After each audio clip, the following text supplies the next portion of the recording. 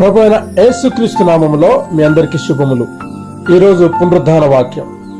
యెహోవా యందు నమ్మకయించు వానిని కృప ఆవరించుచున్నది.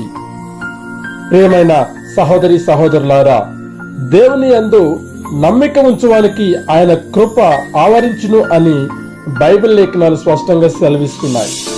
ఈ రోజుల్లో దేవుని కృప లేకుండా బ్రతుకుట చాలా కష్టం. మనము ఎలాంటి పరిస్థితులలో ఉన్నా ఆయన యందు నమ్మిక ఉంచితే దేవుడు తన కృపతో మన పరిస్థితులను యోగ్యముగా మార్చగలడు.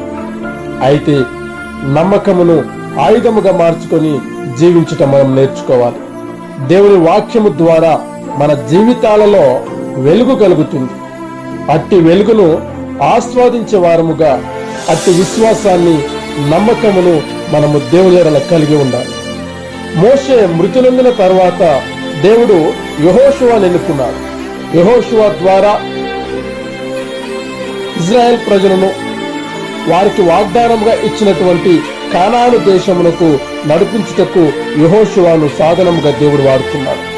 అట్టి క్రమంలో యెహోషువ దేవుని యందు నమ్మకము నుంచి దేవుని కృప ద్వారా యోర్దానును చీల్చి ఆరిన నేలగా చేసినాడు.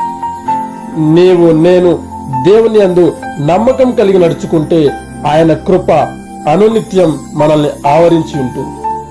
దేవుని యందు నమ్మకమైన జీవితాన్ని జీవిస్తూ ఆయన కృపకు వారసులుగా ఉందాం. దేవుని కృప మనకు తోడయుండును గాక.